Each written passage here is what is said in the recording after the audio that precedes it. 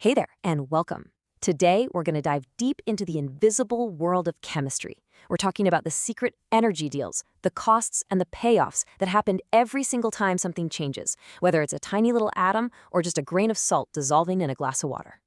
So let's start with something you've probably done 1,000 times. You stir some salt into water and poof, it's gone. It just disappears, right? But what is actually going on there, on a level you can't see? What's the real story behind this little piece of everyday magic? Well, it turns out it's not magic at all. It's actually this dramatic, invisible tug of war. See, every single chemical process, from a campfire burning to sugar dissolving in your coffee, is all about energy either being spent or being released. The big question is always, who wins? Now, to keep track of all this, scientists have a really cool tool called enthalpy change, which we show with this symbol, delta H. Honestly, you can just think of it as the official scorecard for energy in a chemical reaction. It tells us exactly how much heat was paid out or how much was gained when all was said and done. Okay, so to really get this, we've got to start small, like really small. We're going to look at what happens to just a single atom. This first process is called ionization. So the enthalpy of ionization, it's basically the price you have to pay in energy to pull one electron away from an atom. And notice that word required. This is always an energy cost. You have to put energy in to make it happen. There's no discount.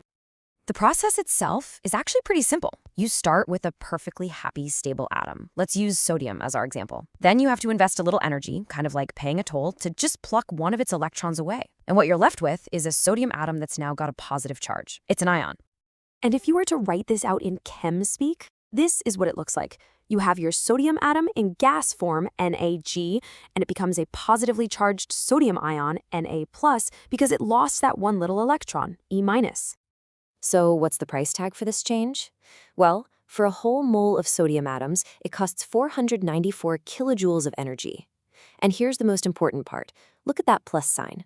In the world of enthalpy, a positive sign always means energy is being taken in. It's an endothermic process. Okay, so that's what it costs to lose an electron. But what about the other side of the coin? What happens when a totally different atom, one that actually wants an electron, goes ahead and grabs one? This little comparison says it all. For a sodium, taking an electron away costs energy. That's why it's a positive number. But for something like chlorine, which loves to grab electrons, the process actually releases energy. And see that negative sign? Negative 349 kilojoules. A negative sign means energy is given off. It's exothermic. It's a straight-up energy payoff. All right, so we've covered what happens with single atoms. But, in the real world, atoms are usually stuck together in molecules. So what does it cost to break those bonds and pull a whole molecule apart? Well, that's where atomization comes in. The enthalpy of atomization is just the energy it takes to completely smash a substance into all of its individual, separate atoms. Think about taking apart a really complicated Lego model, piece by tiny piece. No matter how you do it, it's going to take some effort, right? It always costs energy.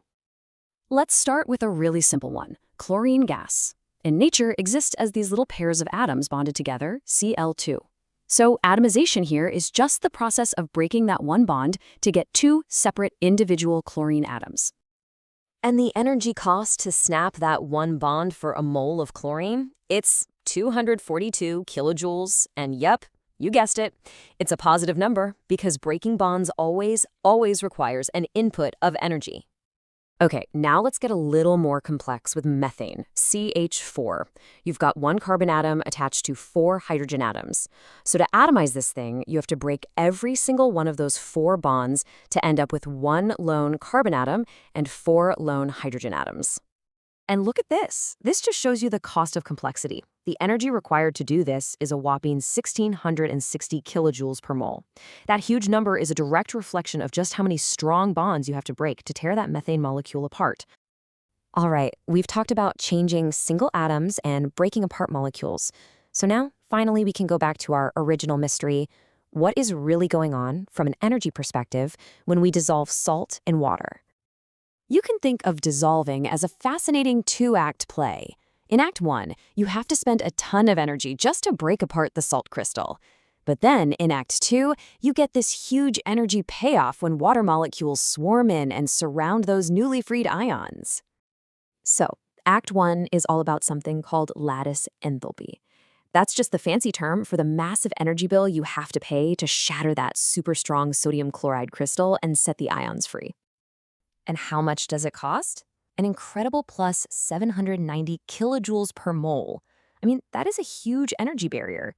If you only looked at this number, you would think there's no way salt could ever dissolve. But then comes Act 2, hydration enthalpy. The moment those sodium and chloride ions are broken free, water molecules just rush in and surround them, making them stable. And that whole process releases a ton of energy. This is the big payoff. And how big is that payoff? It's a massive negative 786 kilojoules per mole that gets released. Just look at how close that number is to the energy we had to spend. This huge release of energy is what makes the whole thing possible. It's the secret that overcomes that massive initial cost. So when we actually do the final math, it's kind of wild. You put in 790 kilojoules, but you get 786 kilojoules right back out. So the net result, what we call the enthalpy of solution, is this tiny little plus 4 kilojoules per mole. These two giant opposing forces almost perfectly cancel each other out. And that's why the water doesn't really feel much colder or hotter when you dissolve salt in it. Phew. So after watching that incredible energy battle play out, let's just do a quick recap of the 3 big ideas we've walked through here.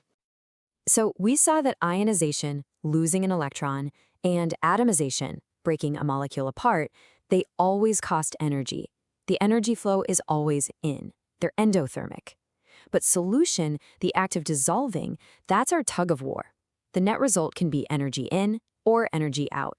It all depends on which force wins, the cost to break the crystal or the payoff from hydration. So, the next time you see something as simple as ice melting, a cake baking in the oven, or even just salt disappearing into water, you'll know. You'll know it's not just a simple change. It's a hidden story of energy, an invisible balancing act of costs and payoffs that makes the whole world go round. So, what other everyday things will you look at a little differently now?